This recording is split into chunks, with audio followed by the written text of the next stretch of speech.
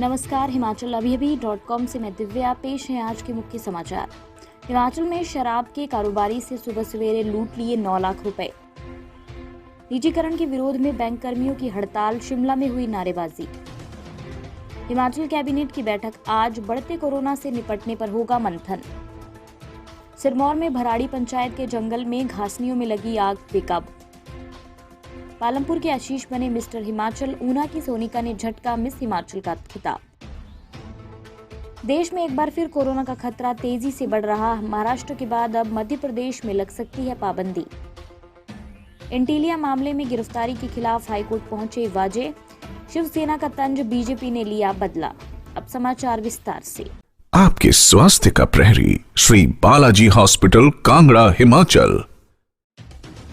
हिमाचल प्रदेश में आपराधिक घटनाएं आए दिन बढ़ती जा रही हैं। ऊना में शराब के कारोबारी से 9 लाख रुपए की लूट का मामला सामने आया है। प्रारंभिक जानकारी के अनुसार राणा एंटरप्राइजेस के मालिक राजेंद्र राणा से आज सुबह पिस्तौल की नोक पर 9 लाख रुपए लूट लिए गए।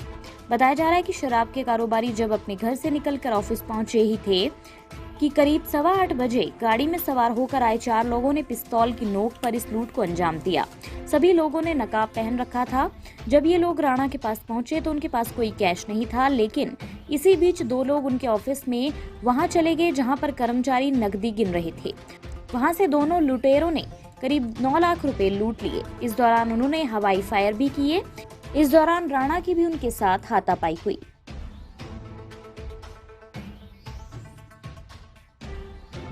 United forum of bank unions के आह्वान पर केंद्र सरकार की बैंकों के निजीकरण की नीति के खिलाफ आज व कल बैंक कर्मचारी 2 दिवसीय हड़ताल पर हैं।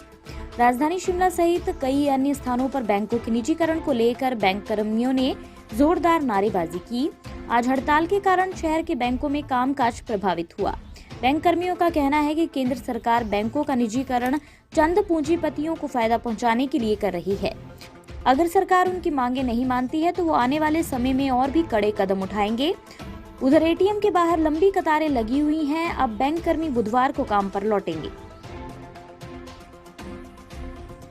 हिमाचल की जयराम सरकार की कैबिनेट बैठक आज होनी है। इस बैठक में कोरोना के बढ़ते मामलों को देखते हुए सख्ती बरतने के संबंध में कुछ कड़े फैसले लिए जा सकते हैं।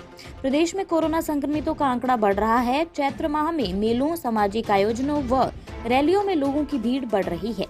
इसके अलावा जहां पर आने वाले समय में चुनाव होने हैं, वहां पर संक्रमण बढ़ने की संभावना से इनकार नहीं किया जा सकता। ऐसे में आज सरकार कुछ कड़े फैसले लेगी। निजी स्कूलों में फीस नियंत्रण को लेकर बनाए जा रहे कानून को भी मंजूरी के लिए कैबिनेट की बैठक में रखा जाएगा। सरकार से मंजूरी के बाद विधेयक विधानसभा में जाएगा। अन्य समाचार ब्रेक के बाद। Shri Balaji multi speciality hospital, Kangra, जहां आपको एक ही छत के नीचे मिले बेहतरीन चिकित्सा सुविधाएं, cardiology, laparoscopic, general surgery, neuro surgery, orthopaedics, paediatric, radio diagnosis, urology, gastroenterology, ophthalmology, pathology, medicine, anaesthesia और डेंटल जैसी अत्याधुनिक और बेहतरीन चिकित्सा सुविधाएं, 24 घंटे इमरजेंसी सुविधा, 9 बेड के साथ critical care unit, cardiac monitor और डिफिब्रिलेटर्स, सेंट्रल ऑक्सीजन लाइन और वेंटिलेटर सुविधा। हिमाचल प्रदेश के सबसे बड़े निजी स्वास्थ्य सेवा प्रदाताओं में से एक Shri Balaji multi speciality hospital, Kangra, राष्ट्रीय स्वास्थ्य बीमा योजना के साथ सूचीबद्ध Shri Balaji multi speciality hospital, Kangra, BPL परिवारों के लिए अस्पताल में कैशलेस भर्ती होने के साथ ही ईसीएच की भी सुविधा। हमारा पता Shri Balaji multi speciality hospital, Balaji Vihar, Ujjain, Kangra. संपर्क करें 9218411108 पर। Shri Balaji multi speciality hospital, Kangra.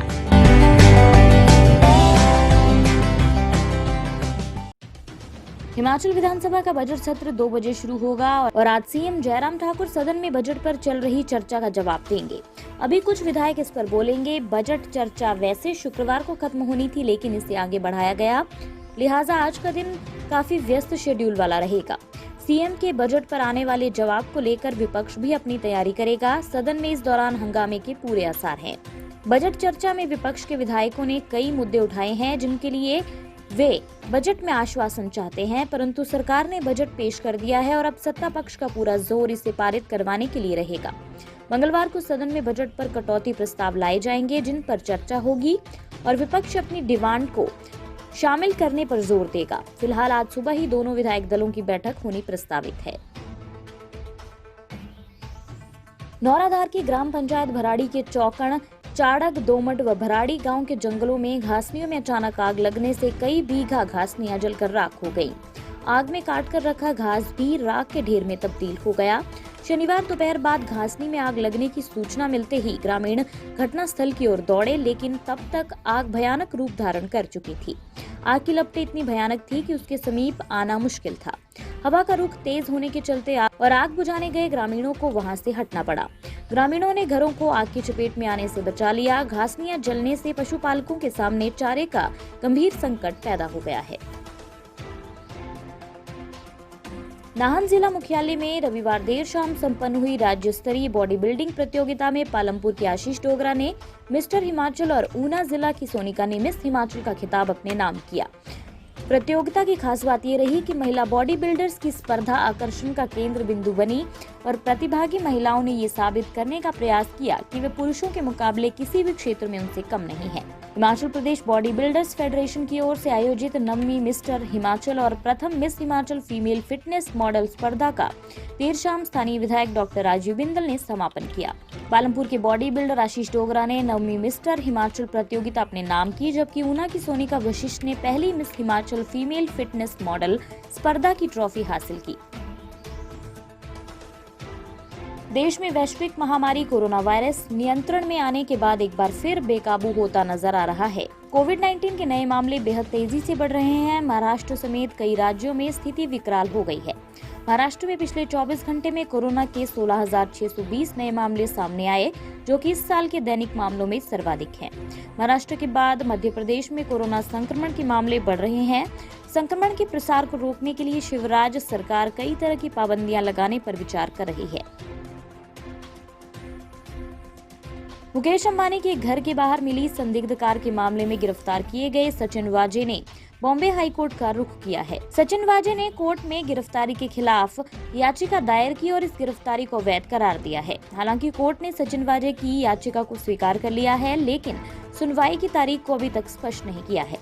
इसके अलावा राष्ट्रीय जांच एजेंसी इस मामले की जांच कर रही है कि क्या उस हादसे की रात मुंबई पुलिस अधिकारी सचिन वाजे मौके पर मौजूद थे। इसी के साथ ये रेडियो बुलेटिन यहीं समाप्त होता है। धन्यवाद।